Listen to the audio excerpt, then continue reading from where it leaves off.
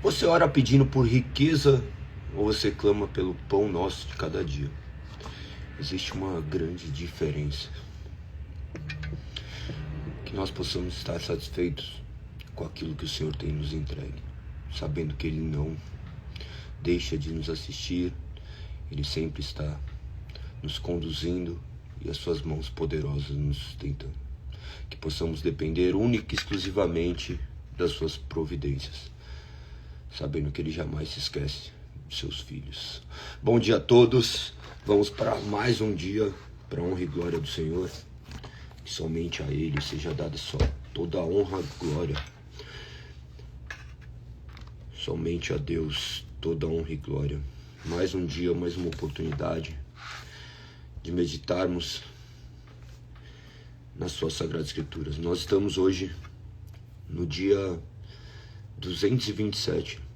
Nós vamos falar sobre os 4 capítulos da Bíblia e sobre o já 50º, né? Como que é 50?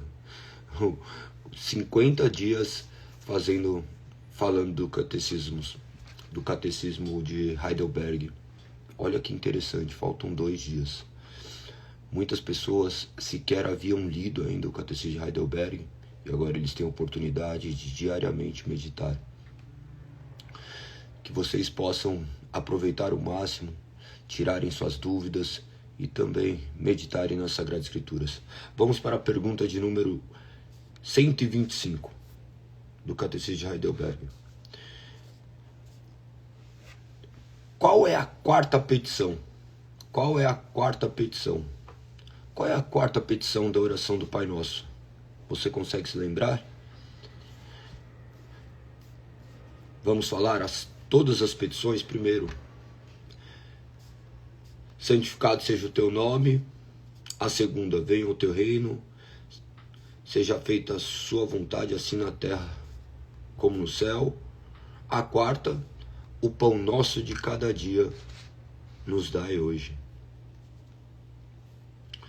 Essa é a quarta petição.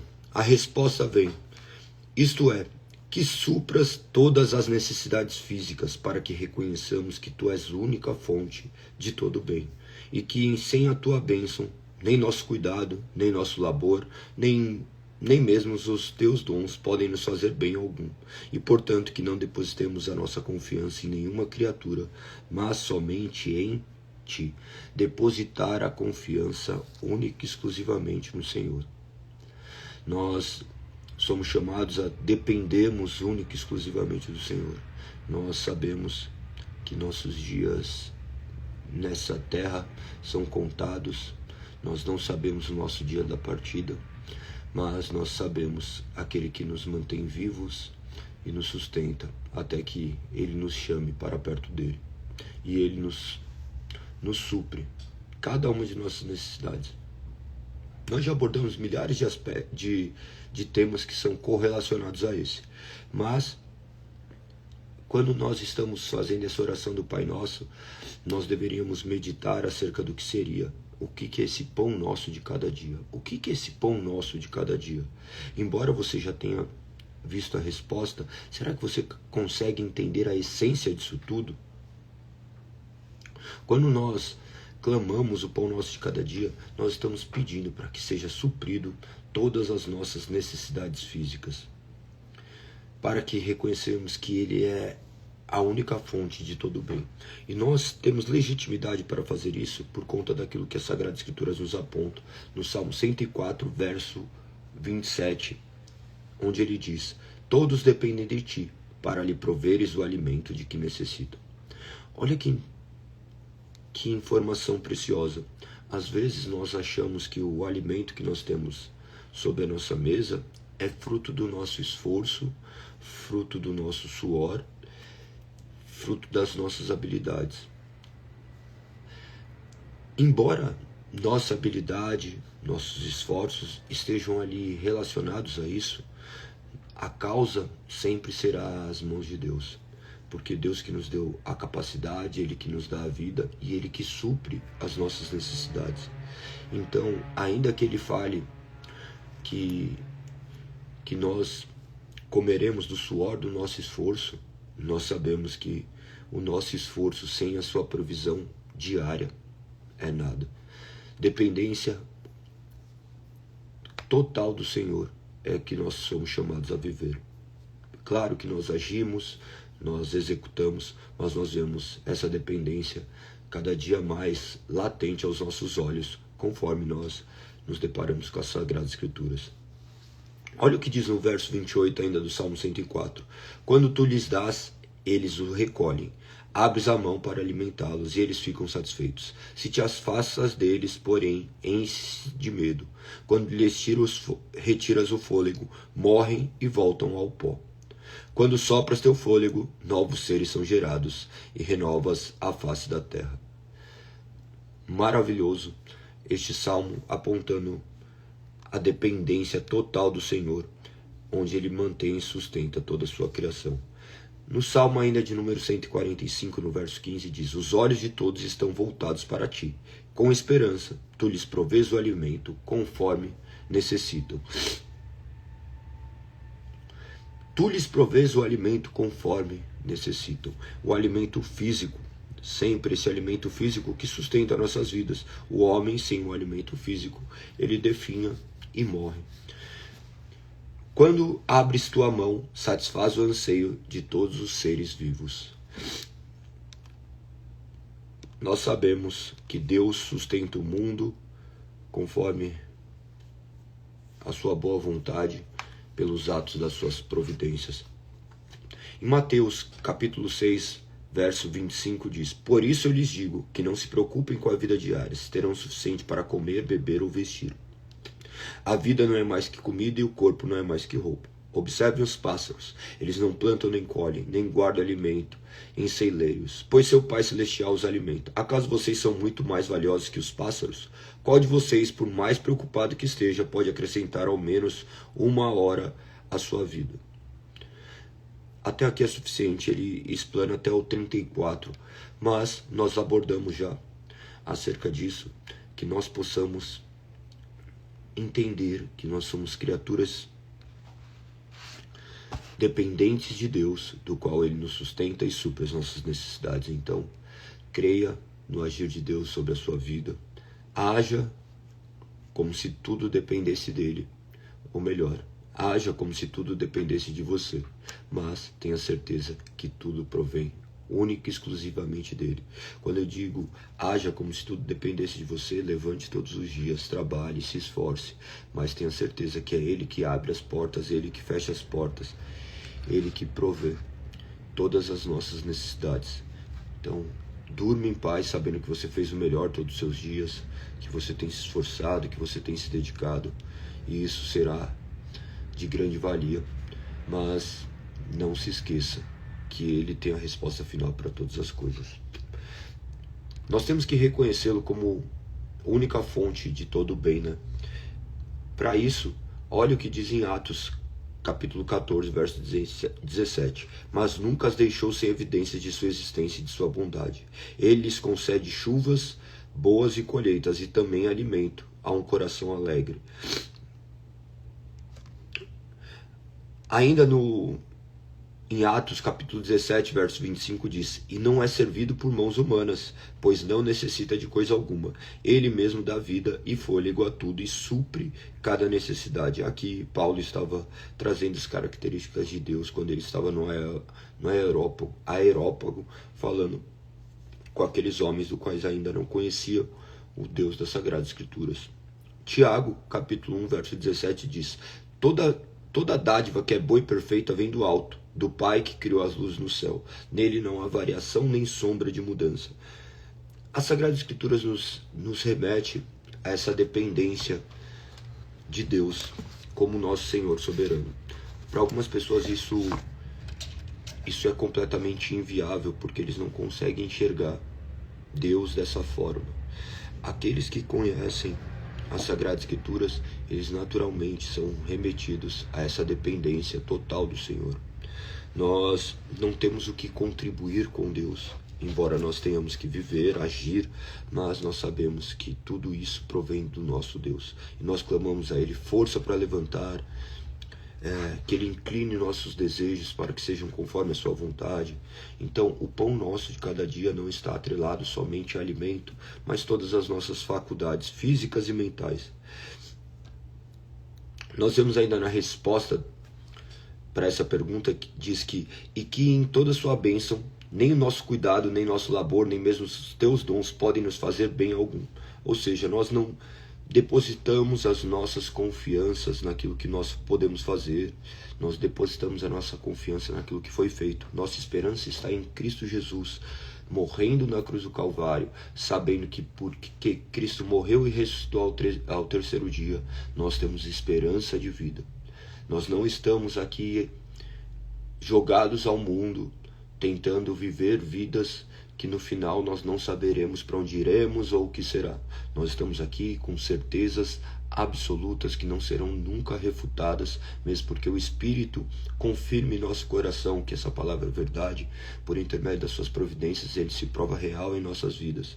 Então nós temos a firme confiança de que tudo isso é real, que não se trata apenas de um experimento, que não se trata apenas de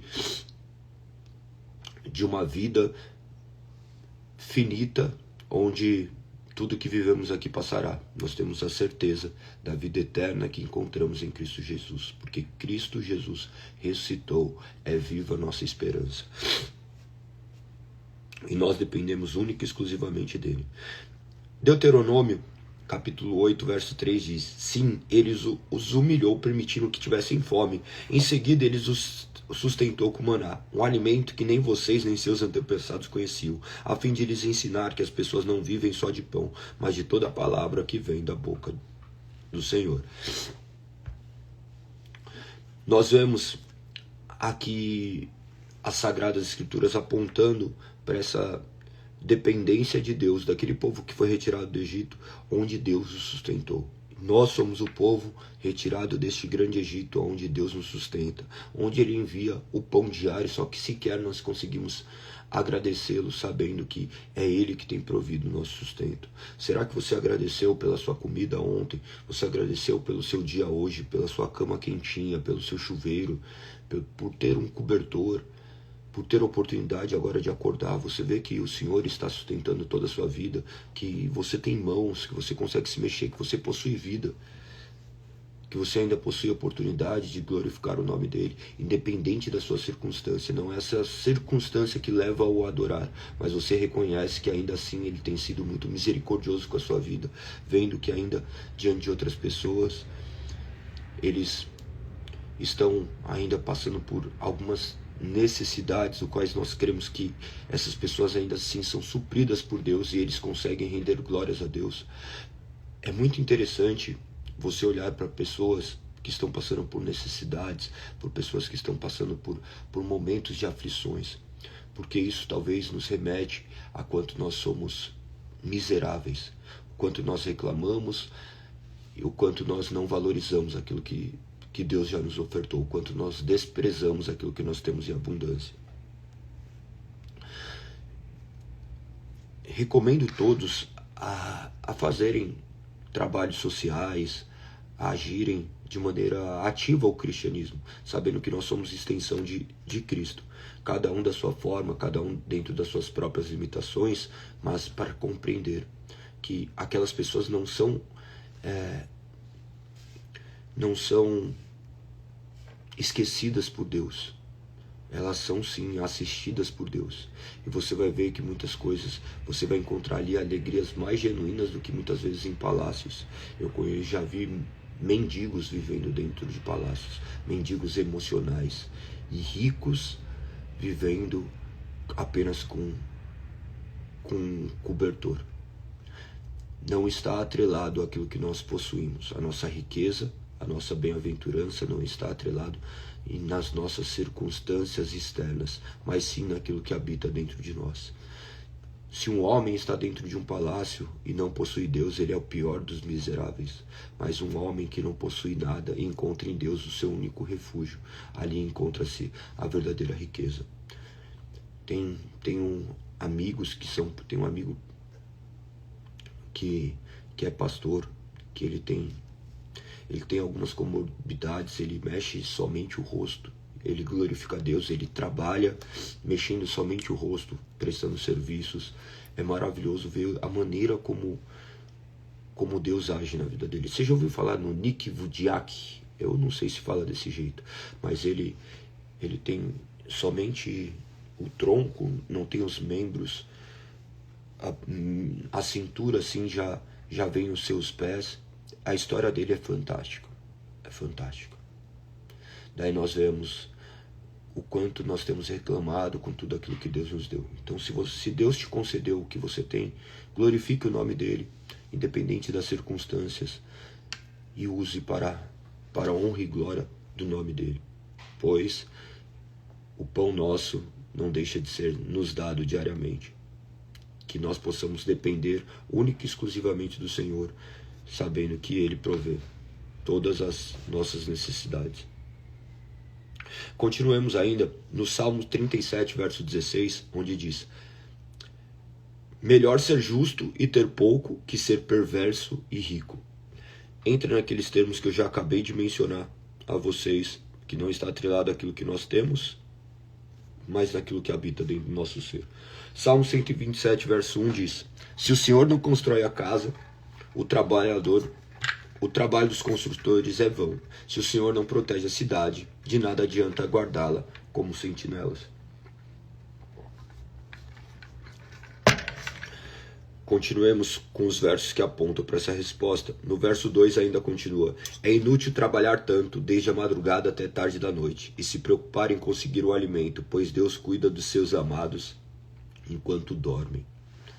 Enquanto você estava dormindo, Deus estava cuidando da sua vida.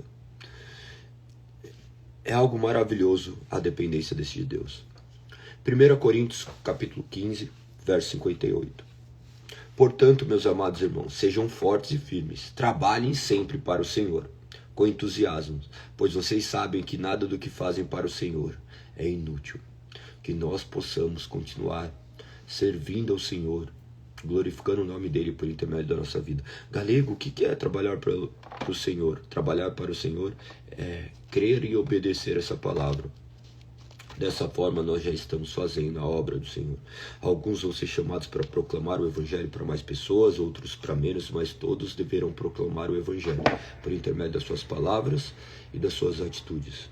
As atitudes falam, mas a palavra deve ser proferida, porque é a palavra que liberta e salva.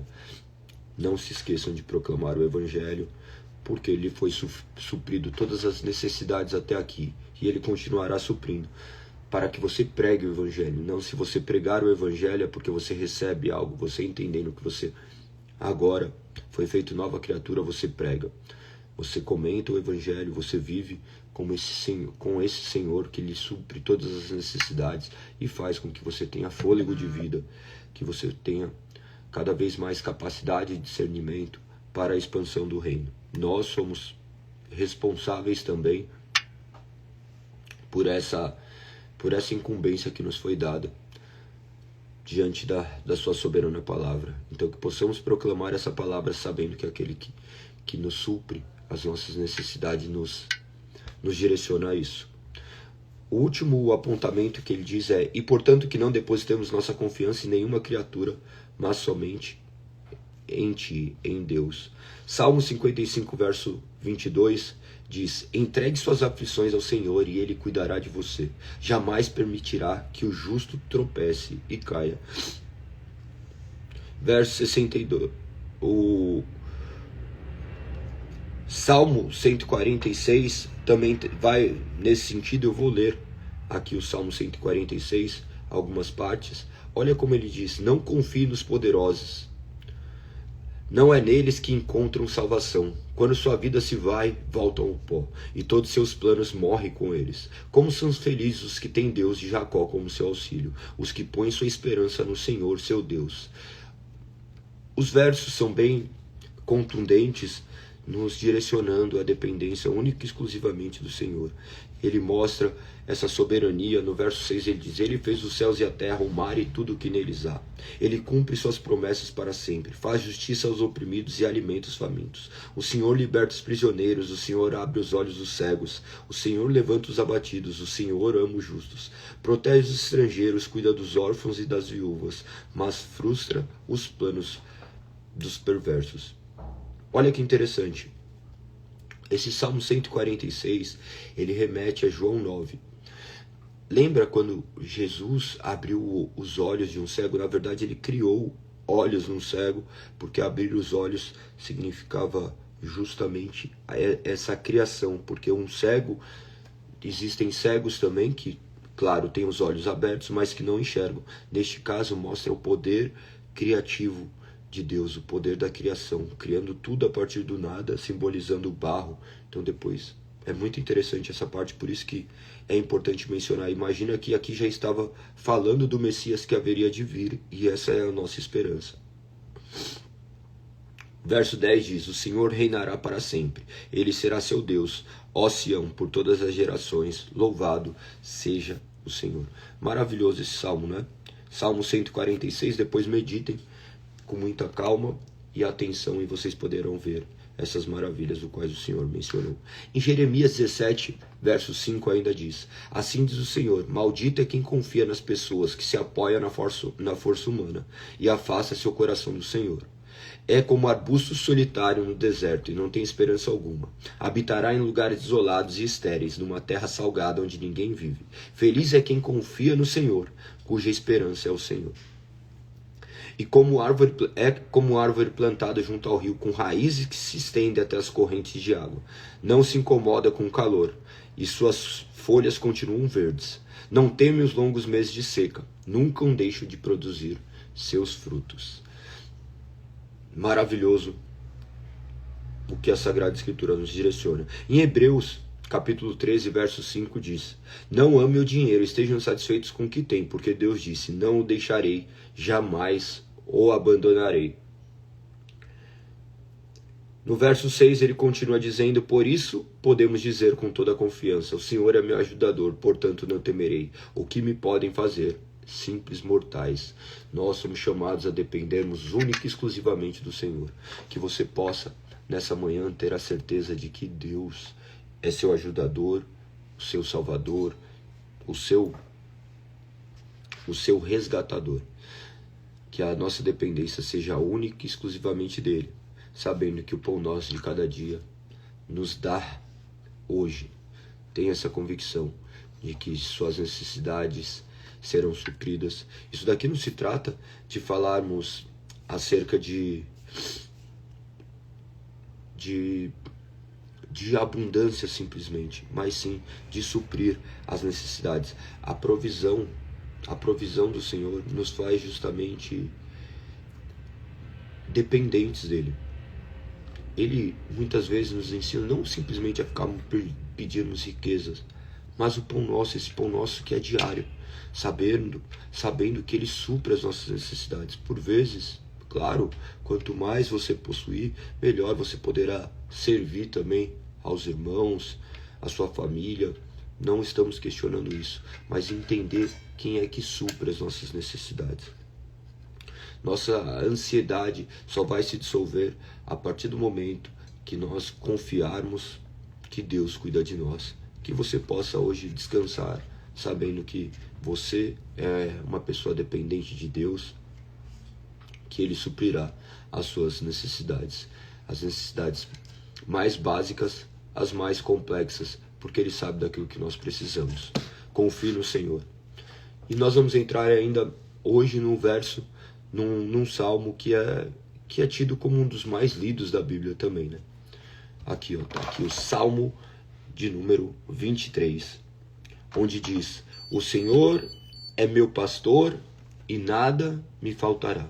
Todos conhecem. Quem já ouviu esse salmo? Todo mundo, né? Mesmo quem não é cristão já recitou esse salmo. O Senhor é meu pastor e nada me faltará. Tem algumas outras traduções que talvez sejam até mais adequadas. Sejam mais adequadas, né? Mas eu creio que... Deixa eu colocar minha Bíblia aqui, porque às vezes eu fico olhando pro lado, assim fica melhor. Eu sou muito metódico para algumas coisas, né? Eu tenho a Bíblia também ali no tablet, mas eu prefiro olhar nela física. Então, este Salmo 23, nas outras traduções, tem: o Senhor é meu pastor e de nada terei falta. Por quê? Às vezes, lendo de maneira equivocada, as pessoas olham e falam: o Senhor é meu pastor e nada me faltará. Você tem um helicóptero? Quem aí tem helicóptero? Quem aí tem satisfeito todas as suas necessidades? Nós vemos que como homens, como seres humanos, sempre alguma coisa estará nos faltando. Mas, se o Senhor é o meu pastor, de nada terei falta, porque o Senhor é aquele que supre todas as minhas faltas. O nosso vazio existencial, ele passa a encontrar refúgio no Senhor, onde Ele supre este vazio do qual habita dentro de nós. Nós não estamos mais buscando saciedade numa vida, mas sim encontrando vida naquele que é a vida. Isso é de extrema importância, principalmente nessa sociedade que nós estamos vivendo, uma sociedade completamente consumista, onde buscamos cada vez ter mais. Nós temos um celular, daqui a pouco lança outro e nós temos a necessidade de termos o outro para ficarmos atualizados. É sempre esse vazio que nunca será preenchido. Você compra o carro, no ano que passou um ano, seu carro já está velho porque já tem outro. Então, no final das contas, nós sempre estamos buscando esse preenchimento e buscarmos isso nos desgasta, nos destrói. Mas quando nós lemos nas Sagradas Escrituras que o Senhor é o meu pastor e de nada terei falta, nós vamos enxergar que Ele supre de fato as nossas necessidades, principalmente as necessidades mentais, psicológicas, emocionais, porque elas são as que verdadeiramente nos destroem. Por isso que você vê pessoas que possuem muito dinheiro, talvez, aí infelizes, porque ainda não encontraram refúgio no Senhor, ainda que eles possam ter tudo, o essencial ainda eles não encontraram. Que eles possam clamar ao Senhor também, porque Deus deve ser clamado a todos, mas que, acima de tudo, eles possam entender essa dependência do Senhor, encontrar a suficiência em Cristo. Vamos continuar com esse verso, com esse salmo, onde ele diz no verso 2: Ele me faz repousar em verdes pastos e me leva para junto de riachos tranquilos. Renova minhas forças e me guia pelos caminhos da justiça. Assim Ele honra o seu nome. Mesmo quando eu andar pelo vale escuro da morte, não terei medo, pois Tu estás ao meu lado. Tua vara e teu cajado me protegem. Preparas o banquete para mim, na presença de meus inimigos. Unges minha cabeça com óleo. Meu cálice transborda. Certamente a bondade e o amor me seguirão todos os dias da minha vida, e viverei na casa do Senhor para sempre. Essa é a nossa certeza, que possamos confiar em Cristo e dependemos única e exclusivamente dele. Os salmos, como vocês sabem, eles eram cantados. Há uma curiosidade, onde esse Salmo 23, ele era utilizado pelos cristãos que estavam passando por perseguição ali em Roma. Há relatos que eles cantavam este salmo como quando caminhavam para o seu martírio.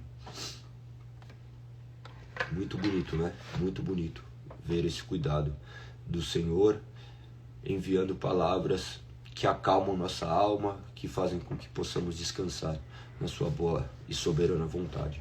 O Salmo de número 24 diz assim: a terra e tudo que nele há são do Senhor, o mundo e todos seus habitantes lhe pertencem. Pois sobre os mares ele edificou os alicerces da terra, e sobre as profundezas do oceano a estabeleceu. Quem pode subir ao monte do Senhor? Quem pode permanecer em seu santo lugar? Somente os que têm as mãos puras e o coração limpo, que não se entregam aos ídolos e não juram em falso. Eles receberão a bênção do Senhor e a justiça de sua salvação. São esses que te buscam e adoram em sua presença, ó Deus de Jacó. Verso 7. Abram-se portões da cidade, Abram-se antigos portais, para que entre o Rei da Glória. Quem é o Rei da Glória? O Senhor, forte e poderoso. O Senhor invencível nas batalhas. Abram-se portões da cidade. Abram-se antigos portais, para que entre o Rei da Glória. Quem é o Rei da Glória? O Senhor dos Exércitos. Ele é o Rei da Glória. Este é o salmo, um salmo messiânico, onde justamente estava trazendo essa entrada triunfal. Esse também era cantado de maneira tradicionalmente ali perante a entrada da Arca da Aliança em Jerusalém.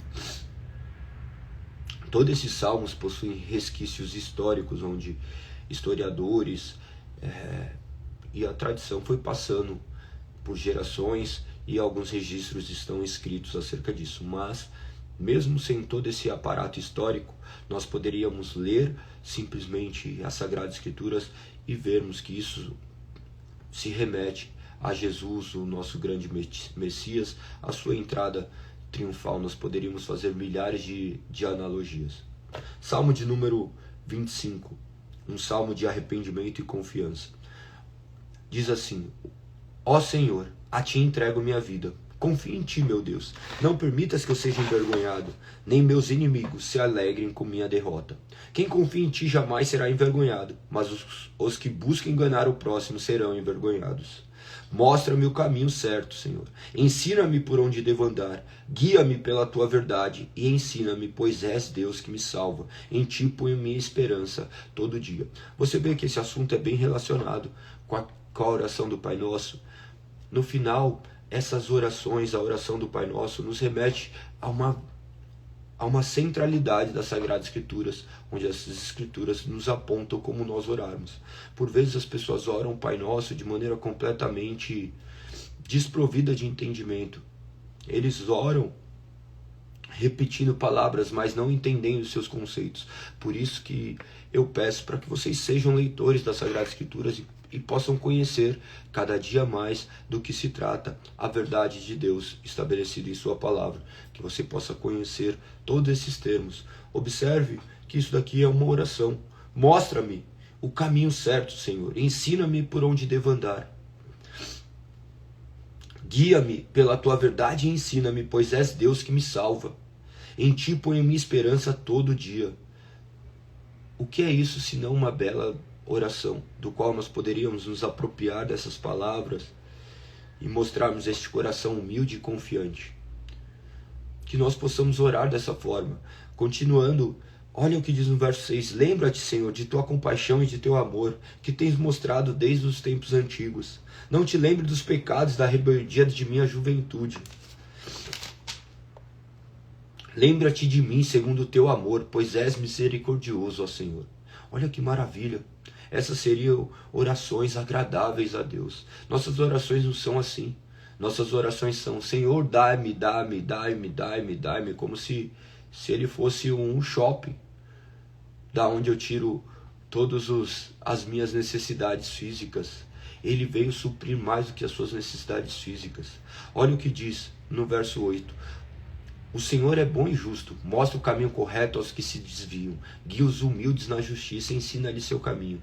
O Senhor conduz com amor e fidelidade a todos que cumprem sua aliança e obedecem a seus preceitos. Por causa do teu nome, ó Senhor, perdoa meus pecados, que são muitos. Quem são os que temem o Senhor?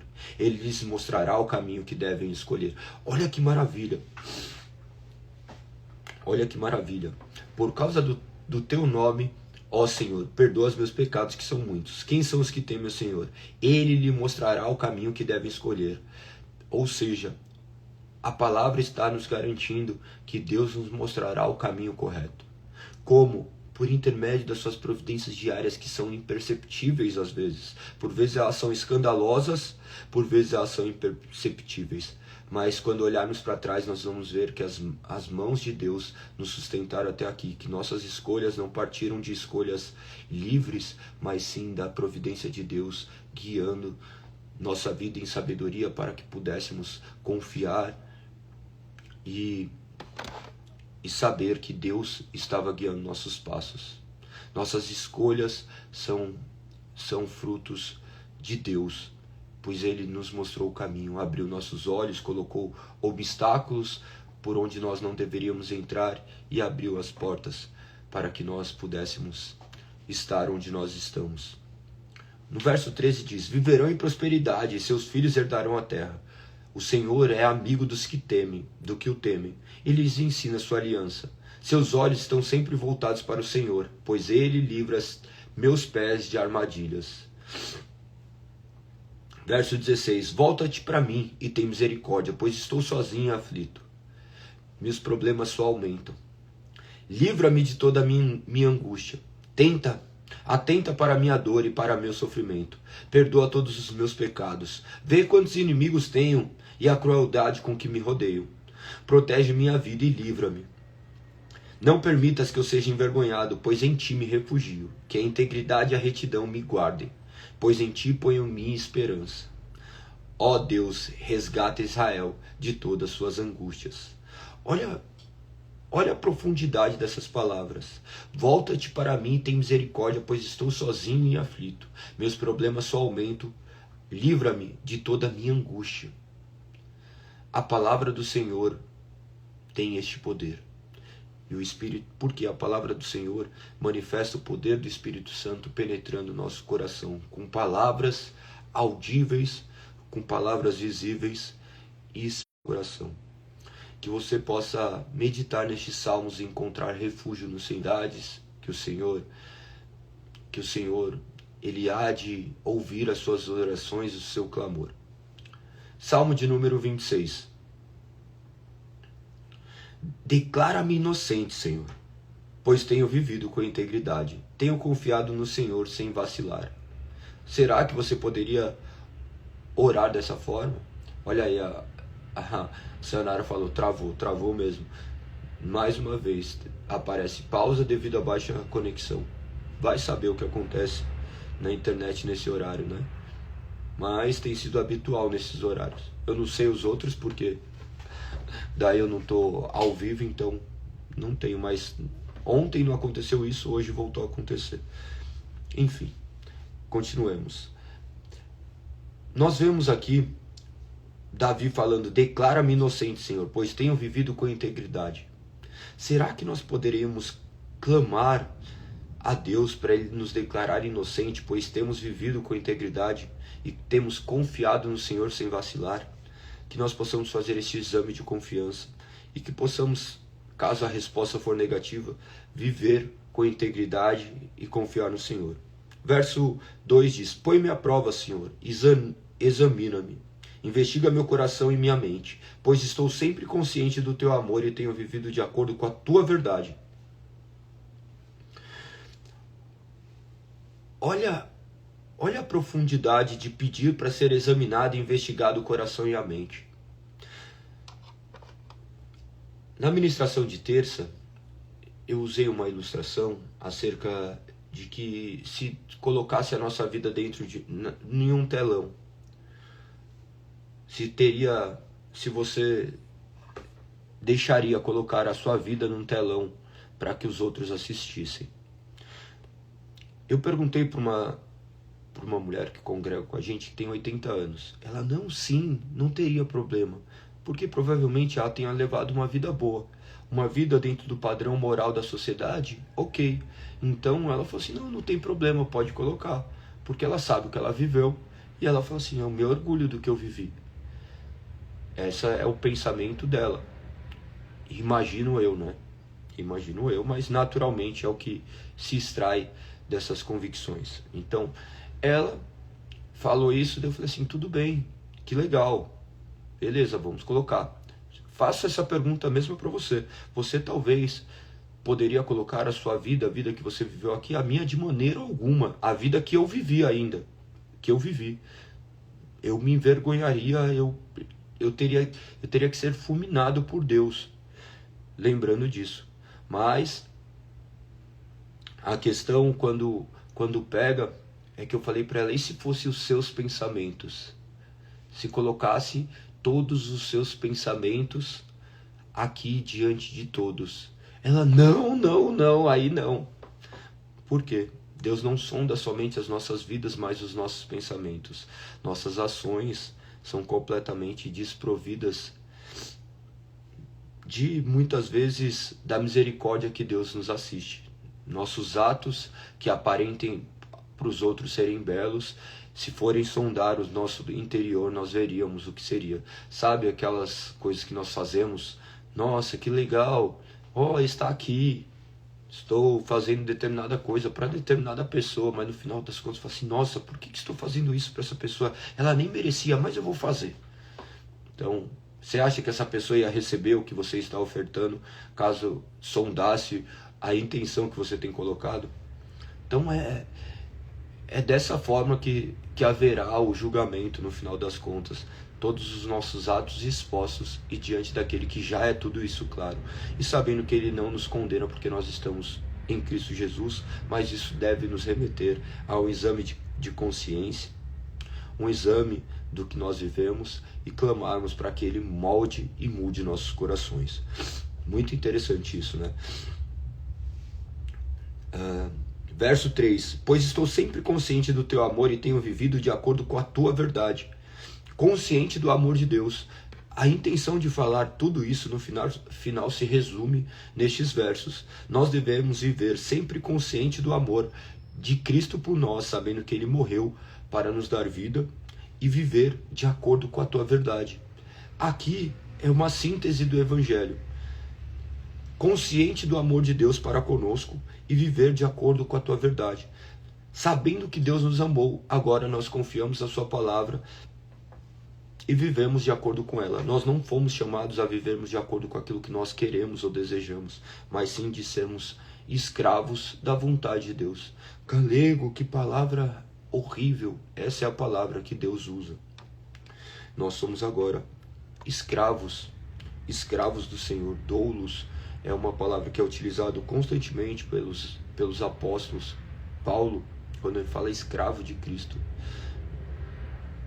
essa seria a melhor definição, aquele que é submisso ao seu Senhor, que nós possamos ser submissos ao Senhor, que nós possamos nos orgulhar dessa escravidão, porque nós somos comprados por um alto preço, preço de sangue na cruz do Calvário. Cristo morreu por você na cruz do Calvário, para que os seus pecados não te condenassem diante de Deus. Então agora há esperança de vida, não só a vida por vir, mas vida já neste tempo presente. E agora nós somos responsáveis também por fazer a implantação deste reino aqui, onde Ele nos capacita para essa gloriosa obra. Verso 4 diz, não passo tempo com mentirosos. Olha que interessante, ele põe isso, pois eu estou sempre consciente do teu amor e tenho vivido de acordo com a tua verdade. E depois ele começa a como se estivesse justificando aquilo que ele usou como um argumento. Consciente do amor e vivido de acordo com a verdade. Então fala assim, tente pensar com a mente de Davi quando escreveu. Ele coloca, estou consciente do teu amor e tenho vivido de acordo com a tua verdade.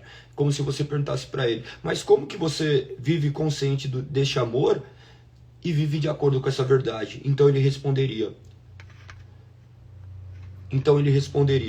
eu não passo tempo com mentirosos, nem ando com hipócritas.